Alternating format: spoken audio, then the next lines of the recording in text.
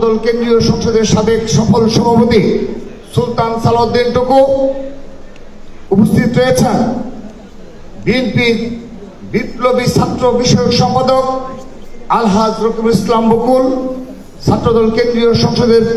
সংগ্রামী সাধারণ সম্পাদক নাসির উদ্দিন নাসির, সিনিয়র সহসভাপতি আবু আফসান মোহাম্মদ ইয়াহিয়া, সিনিয়র যুগ্ম সাধারণ সম্পাদক শ্যামল মালুম সহ ছাত্রদল কেন্দ্রীয় সংসদের নেতৃবৃন্দ, ঢাকা বিশ্ববিদ্যালয় ছাত্রদলের বিপ্লবী সভাপতি গণেশ চন্দ্র রায় সাহস, সংগ্রামী সাধারণ সম্পাদক নাহিদুজ্জামান শিপন সহ ঢাকা বিশ্ববিদ্যালয় ছাত্রদলের সকল পর্যায়ের নেতৃবৃন্দ, হল পর্যায়ের নেতৃবৃন্দ এবং সকল ইউনিট ছাত্রদলের নেতৃবৃন্দ, সবাইকে আমি আমার ব্যক্তিগত পক্ষ থেকে এবং ছাত্রদল কেন্দ্রীয় সংসদের পক্ষ থেকে জানাচ্ছি শুভেচ্ছা ও অভিনন্দন। আমি বিশেষভাবে কৃতজ্ঞতা জানাচ্ছি এবং ধন্যবাদ জানাচ্ছি আমাদের সম্মানিত বিচারকবৃন্দ, যারা অনেক পরিশ্রম করে আমাদের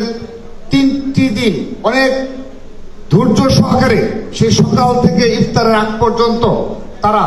সবগুলো প্রতিযোগী সফলভাবে আজকের এই প্রতিযোগিতা সম্পন্ন করেছেন। তাদেরকে সেই সম্মানিত বিচারকবৃন্দদের আমি ধন্যবাদ জানাচ্ছি এবং বিশেষভাবে ছাত্রদল কেন্দ্রীয় সংসদের পক্ষ থেকে কৃতজ্ঞতা জানাচ্ছি। এবং এই প্রতিযোগিতায় যে সকল স্কুল, কলেজ, মাদ্রাসা এবং বিশ্ববিদ্যালয়ের শিক্ষার্থীরা অংশগ্রহণ করেছেন তাদের সবাইকে ছাত্রদলের পক্ষ থেকে আন্তরিক ধন্যবাদ জানাচ্ছি। প্রিয় উপস্থিতি,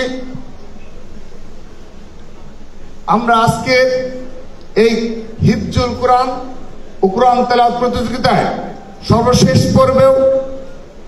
আমরা বেশ কিছু সুমধুর কণ্ঠে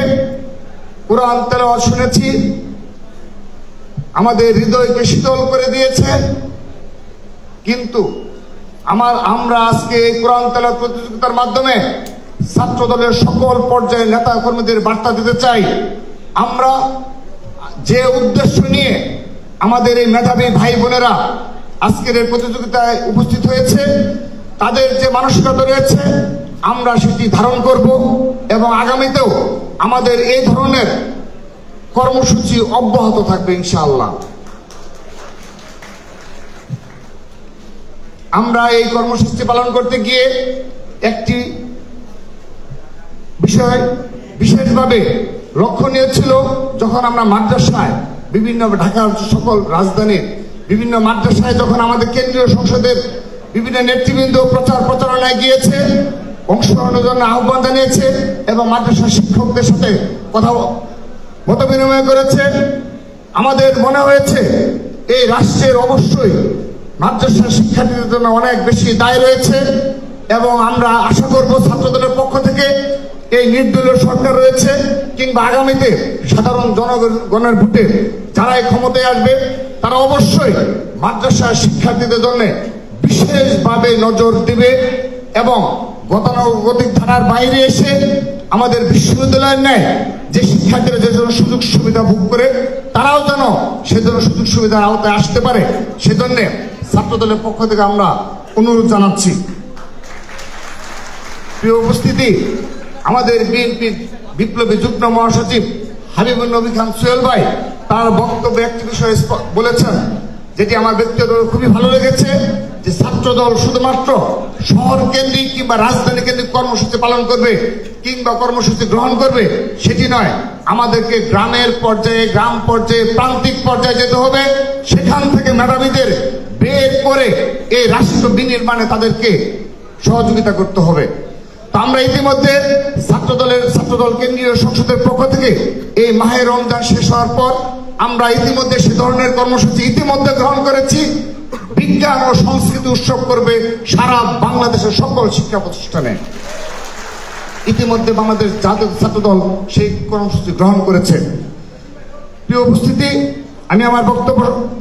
বেশিক্ষণ রাখবো না, কারণ ইতিমধ্যে আপনারা দীর্ঘক্ষণ বক্তব্য শুনেছেন এবং প্রধান অতিথি বক্তব্য রাখবেন। আমি একটি বিষয় অবতারণা করতে চাই। ছাত্রদল এই বিগত কয়েক মাসে এই জুলাই আগস্টের পর